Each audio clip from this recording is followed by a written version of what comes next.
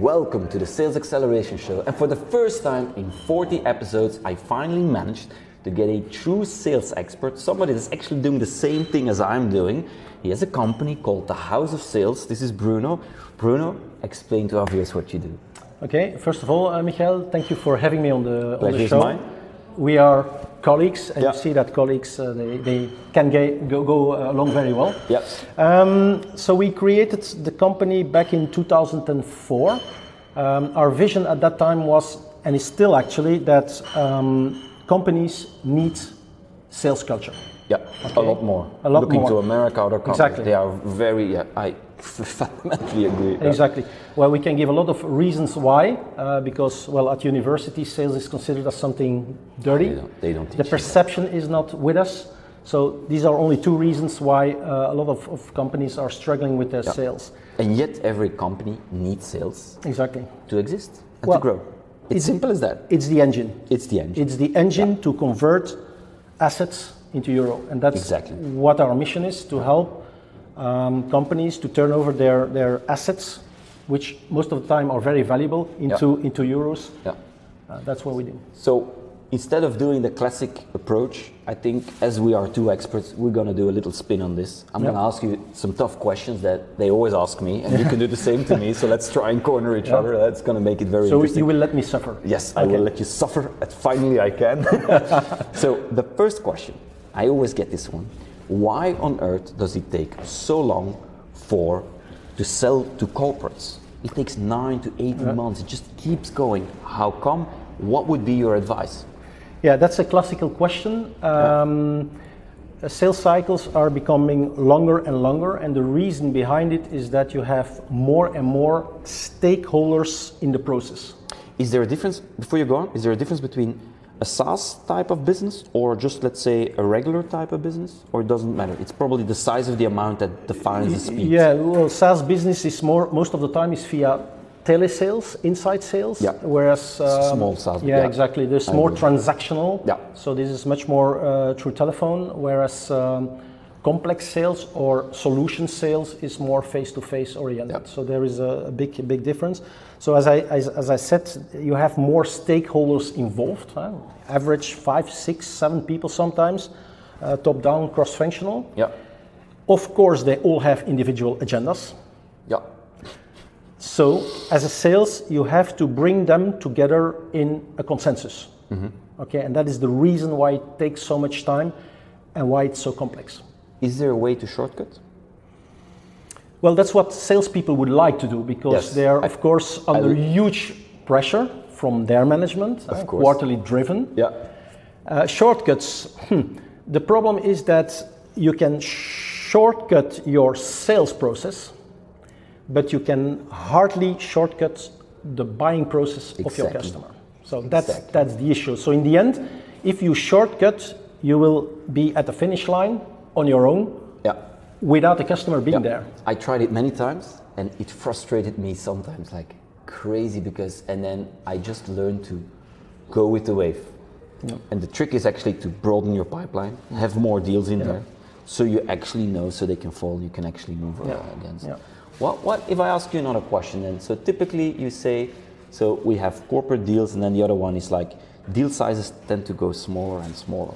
So what would be your advice there? Is there any advice you say, like, think of this or? Well, there is an advice, because so customers are struggling in their decision process. The only thing you can do as a sales is to help them make a decision in your favor. And the only way they will accept you to facilitate in the decision-making process is when you learn them something new about their business they were not even aware of. Yeah. So if you succeed to do that, they will accept you to facilitate in that complex decision-making. Another one. I finally got you, so I'm going to ask you the question. Solution selling. Yes. Is it that or not? Because there's a lot, there's a lot around provocative selling, the challenge sale of the book. I teach a lot in that, I help a lot. But still, I have a lot of people coming to me with the spin methodology. I'm just wondering, what's your opinion on this one? Well, it's still there, right? Of course. It's still there. Solution. Do you still teach it, or do you Yeah, parts, of course. What we do is to take the best of all these methodologies. We have, besides that, also developed our own methodology, the reality circle. And actually, what we bring is based on the challenges of our customers. So that's why we invest a lot of in So you actually look at the buying process. That's the key. Yeah. How they move, and you facilitate and you help them grow. Actually. Yeah. Well, what we try to do is to develop for our customers, co-develop with them, together with them. Of course. What is your ideal sales cycle? And what is the process that your customer is following before he's making a decision? Yeah. And as a last one, we try to integrate both of these two together. And as a good sales, you should have control over both. So it's always control. It's control. If you ask me what is a good sales, that's someone who is in control from the early start until the end, the closing included. What's the thing that frustrates you the most when you meet like new customers? When people talk to you about sales, and I mean, I have this thing when each time I see them, I said, look, you simply do not have enough deals in your pipeline. How on earth can you close deals? It's not even to do with sales training, because they always ask sales training, right? They come to you and say, give me sales training. Sales training is not the answer. You first need to look at. So what's now? I told you mine. Yeah. Show me yours. Well, it's a very good feedback, Michael. Of course, sales training on itself will not solve the problem. No. It will give you refreshing insights. Exactly. It will boost the motivation of your people. But in the end, what we need to do and what we both do is make sure that these best practices and insights are put into execution. Yes. In real life, okay? Operational effectiveness, whatever you call it. Yeah. And if people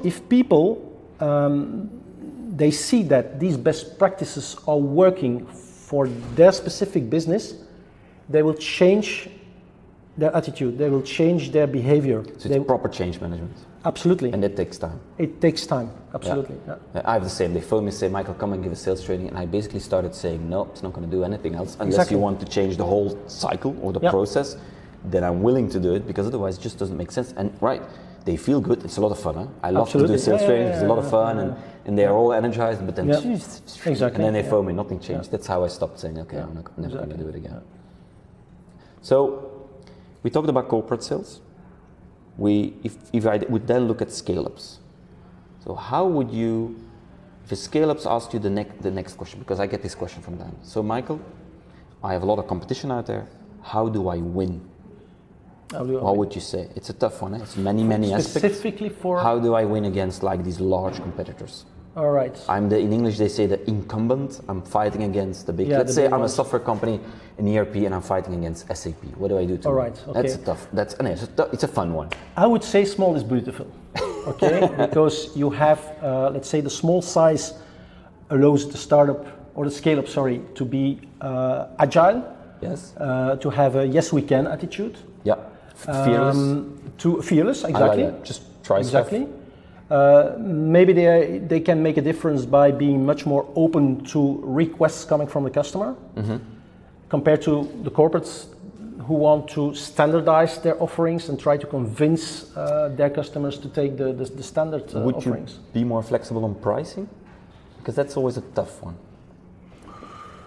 Personally, I'm not flexible on pricing because if there is too much attention given to pricing, well, you know that probably you have missed the opportunity to valorize your offer into euros. So if you're able to prove that taking your offer or your service or product is a no-brainer, discussions on pricing will be highly reduced. So of course, you have these public tenders type of business. That's a different business. But that's different. That's a business. I mean, I used to do a lot of stuff in the government business. Yeah. I mean, if you look at simple bonds, do they have a budget? Tons of it. Do they have a need? Man, it's not the building is burning. It's like collapsing in the sinkhole. Exactly. But then you get to authority. Yeah, I'm talking to the right. And then you get to time frame. Yeah, election is coming in 3 years. So not going to move. Yeah, exactly. So forget about it. Yeah, it's not going to work. Yeah. So as we need to wrap it up, do you have any final? I'm going to sales. I'm looking at this. Where should I start? What should I really think? Is there like one advice you say? Just keep that in mind. Okay, so maybe two pieces of advice. Is the first is focus on the business of your customers, because customers are not interested in your products or your services. They're interested in their own. Exactly. Yes, they are interested in their own. Yeah. What can I get out of this deal? This is what. Can I ask a side question? Yeah. If you have to pick one in the beginning, quantity or quality? Because I just had we had a guest talking about hospitality business, and he said whatever you do, it needs to be quality, or they kill you. But in many cases, I'm not always in favor of quality. I'm sometimes in favor of just quantity, because you need to figure out what's going to work, what's not going to work. So what would be your? Well, what is the best? It's a mix of both. You cannot go for the full cut. We're polarizing here, exactly. Black or white. So exactly. What do you pick? Oh, you take quantity, I'll take the quality then. Okay, perfect. Okay, you had a second? Yeah, and then the second, so first of all, is full focus on the business of your customers. I said before, if you're able to bring something new to the business of your customers they were not even aware of, they will buy from you. So go away from your own products and services. And then secondly, and by means of summary, control. Control the process. That's not the only fundamental exactly thing. From the beginning until the start, but also the purchasing. Almost predict what they will do. Absolutely. Okay, perfect. And with that, if you like what you've heard, give it a thumbs up, subscribe for a lot more content, and Bruno, always thanks a lot, with Michael. Me.